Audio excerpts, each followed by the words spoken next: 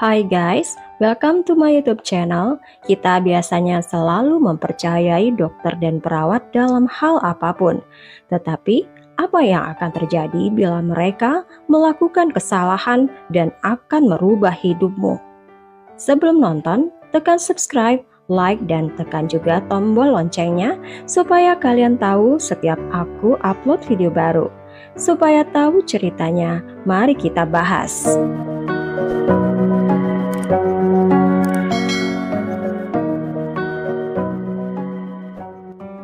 Sofia dan Paulo adalah pasangan muda dari Spanyol. Mereka bertemu ketika mereka masih SMA. Mereka berdua masih muda dan jatuh cinta dengan cepat. Walaupun kedua orang tuanya tidak setuju, mereka memutuskan menikah di akhir tahun ketiga SMA. Tidak ada keluarga Sofia yang setuju dengan pernikahan Sofia, kecuali neneknya yang selalu mendukung sejak awal pernikahan dini mereka. Dan keluarganya tidak membantu menghidupi keluarga kecil mereka. Pasangan ini mencari perumahan murah untuk ditinggali sampai mereka lulus. Rumah itu kotor dan sering dihinggapi serangga. Mereka mempunyai sedikit makanan. Jadi pasangan itu melakukan yang terbaik untuk bertahan hidup. Mereka makan mie instan, nasi atau apapun yang didapat dari toko lokal sebelum roti-roti itu dibuang. Setelah mereka lulus sekolah, mereka langsung bekerja. Sofia bekerja sebagai penjahit dan Paulo bekerja pada restoran lokal sebagai juru masak. Mereka mampu membayar sebuah rumah kecil dan sebuah mobil kecil. Mereka tidak mempunyai banyak, tapi mereka saling memiliki dan mereka bahagia. Pasangan itu baru saja keluar dari perguruan tinggi. Selama beberapa bulan ketika mereka mendapat kabar gembira, Sofia yang baru berusia 18 tahun hamil. Pasangan ini benar-benar bahagia. Mereka hanya punya uang terbatas dan mereka mempunyai bayi akan berat buat mereka. Mereka yakin mereka bisa mengatasinya. Selama 8 bulan ke depan, Paulo bekerja ekstra keras untuk menghasilkan uang dan menabung untuk bayinya. Dia mengambil shift tambahan di restoran dan mekanik di berbagai tempat. Dia sering kurang tidur, tapi Paulo tidak peduli. Beberapa minggu sebelum bayi dilahirkan, Sofia dan Paulo sedang tidur di rumah. Sofia terbangun oleh rasa sakit yang parah di perutnya. Dia membangunkan Paulo dan mereka memutuskan untuk pergi ke rumah sakit. Di kota mereka ada 2 rumah sakit besar. Salah satunya sangat mewah dan memiliki dokter terbaik. Biayanya lebih mahal untuk dirawat di rumah sakit itu daripada di rumah sakit di pinggir kota. Rumah sakit yang lebih murah sering kekurangan staf. Keadaan kondisi pasien kadang-kadang kurang bersih dan banyak pasiennya. Dan Sofia dan Paulo hanya mampu membayar rumah sakit yang lebih murah. Ketika mereka di ruang tunggu, orang-orang berlarian dari semua arah dan ada banyak kekacauan. Ada antrian panjang di depan counter. Dan pada saat mereka berhasil mendaftar, sakit perut Sofia lebih buruk lagi. Dia jatuh terduduk di sofa dan mulai berteriak keras. Paulo lari berkeliling mencoba mencari perhatian dari para medis yang sibuk. Hampir setengah jam kemudian, Sofia berhasil duduk di kursi roda dan masuk ke kamar bersalin. Dokter segera memeriksanya dan menentukan bahwa dia sedang dalam proses persalinan awal. Bayinya akan lahir dan bayi itu akan lahir sekarang. Dengan sekuat tenaga, Sofia mengikuti instruksi dokter untuk mulai mendorong bayinya. Dia terlambat minum obat-obatan untuk mengurangi rasa sakitnya. Dia berteriak sekeras-kerasnya, dan Paulo terus mendampinginya. Ketika ada sesuatu yang salah, dokter minta perawat untuk mencari bantuan. Dokter menerangkan kepada perawat lainnya, menjelaskan bagaimana bayi itu bernapas.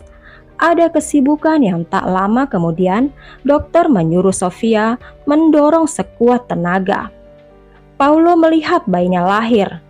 Itu adalah anak laki-laki, teriaknya kepada istrinya. Dokter dengan cepat memotong tali pusar dan perawat berlari membawa bayi itu keluar dari ruangan. Sofia berteriak histeris, memohon seseorang mengatakan di mana bayinya, mengapa dia diambil, dan apa yang terjadi. Tak ada yang bisa memberitahu kedua orang tua baru itu apapun. Yang bisa Paulo lakukan memegang tangan istrinya dan menghapus air mata istrinya. Sangat menyakitkan. Di mana bayi mereka dan apakah bayi itu baik-baik saja? Dokter dengan tenang menyelesaikan merawat Sofia, menyuruhnya untuk istirahat sebelum dia meninggalkan ruangan. 1 jam berlalu sebelum dokter akhirnya kembali. Kedua orang tua itu tahu ada sesuatu yang buruk terjadi. Wajah dokter sangat muram dan dia memandang mereka dengan muka sedih. Dia pelan-pelan menjelaskan karena bayi itu lahir sebulan lebih cepat, terjadi komplikasi yang tak terduga. Dia mengatakan meskipun sudah melakukan yang terbaik, bayi itu meninggal. Paulo langsung menangis, tapi Sofia marah dan syok. Dia berkeras kepada dokter untuk mengizinkannya memeluk bayinya, setidaknya sekali saja. Dia pantas mendapatkan kesempatan setidaknya sekali, bertemu dengan anaknya dan mengucapkan salam perpisahan untuk anaknya. Dokter mengatakan kepada mereka bahwa bayi itu sudah dibawa ke kamar mayat. Dokter itu mencoba menjelaskan kepada Sofia, itu adalah cara terbaik. Dia mengatakan jika Sofia menggendong anaknya, Sofia akan terikat kepada anaknya, dan itu akan membuat segalanya menjadi sulit. Sofia tidak setuju, dan dia terus berteriak memohon padanya untuk membawa anaknya kembali kepada Sofia. Dokter menggeleng kepala dengan tenang, dan dia menyelinap keluar dari kamar. Ada sesuatu dari Sofia yang tidak bisa menerima anak pertamanya yang baru lahir meninggal. Dia mengambil tangan suaminya dan meminta Paulo untuk pergi melakukan apapun yang harus dia lakukan untuk mencari kamar mayat. Dia meminta suaminya pergi ke kamar mayat dan mencari anak mereka. Dia meminta Paulo membawa bayinya kepada Sofia, meskipun bayi itu sudah meninggal. Paulo bersikap skeptis. Dia percaya kepada dokter ketika dokter bilang bayi mereka sudah meninggal. Apa yang harus Paulo lakukan? Dia tidak bisa menolak melakukan permintaan istrinya yang berduka dan baru saja melahirkan. Paulo bilang kepada Sofia dia akan melakukan yang terbaik. Paulo meninggalkan kamar istrinya tanpa arah yang jelas. Di pikirannya, setiap staf rumah sakit yang dia tanyai terlalu sibuk untuk berhenti dan menjawab pertanyaan Paulo. Dia akhirnya berhenti ke meja informasi dan bertanya arah ke kamar mayat. Petugas itu dengan nada singkat bilang bahwa kamar mayat rumah sakit terlarang bagi siapapun yang bukan staf rumah sakit. Paulo tahu ini akan menjadi jawaban terbaik untuk istrinya. Jadi dia terus berjalan dengan putus asa menemukan orang yang bisa membantunya. Beberapa jam kemudian, dia berpikir dia akan menyerah dan kembali ke kamar istrinya. Paulo melihat petugas kebersihan yang sedang membersihkan lantai. Dia mendekati pria itu dengan menjelaskan masalah yang sedang dia hadapi dengan istrinya. Paulo tidak ingin orang itu dapat masalah. Dia hanya berharap dapat kesempatan dipersatukan kembali dengan anaknya. Petugas kebersihan melihat ke mata Paulo dan melihat orang ini sedang mengalami kesulitan. Dia meletakkan kain pelnya dan memberi isyarat kepada Paulo untuk mengikutinya. Mereka menuruni tangga terdekat. Kedua orang ini berjalan semakin jauh dan akhirnya mereka mencapai lantai terendah rumah sakit. Pria itu membuka pintu dan membiarkan Paulo menyelinap masuk sebelum dia menghilang meninggalkan Paulo. Paulo menggigil menyesuaikan diri dengan ruangan yang dingin. Bau kematian tercium di udara dan dia sangat ketakutan. Dia berjalan melewati tubuh-tubuh tak bernyawa. Kebanyakan jasad adalah orang dewasa dan dia berjalan melewati mereka dengan cepat, berharap menemukan tanda putranya. Paulo sudah berjalan sekitar setengah jam melalui kamar mayat, ketika tiba-tiba dia mendengar suara bayi menangis. Pertama, Paulo berpikir suara itu hanya imajinasinya saja. Dia menggelengkan kepala mencoba menjernihkan pikiran. Dia berpikir apakah karena dia begitu ingin bertemu putranya sehingga dia menipu dirinya sendiri mendengarkan tangisan bayi. Semakin jauh dia berjalan, semakin keras suara tangisannya. Dia mengikuti tangisan itu ke meja klinis rumah sakit dengan beberapa laci. Ketika dia membuka laci pertama, dia melihat pemandangan yang membuatnya merinding. Dia dapat mengenali anak itu segera sebagai anaknya. Itu adalah bayi yang sama yang dilihatnya diambil dokter ketika istrinya melahirkan beberapa jam yang lalu. Bayi itu memiliki rambut hitam sama seperti rambut Paulo dan bentuk wajah lembut seperti Sofia. Warna kulit bayi itu kebiruan. Mungkin karena kedinginan dan dia hanya dibungkus dengan selimut tipis. Bayi itu terlihat benar-benar kedinginan. Keadaan bayi itu terlihat baik-baik saja.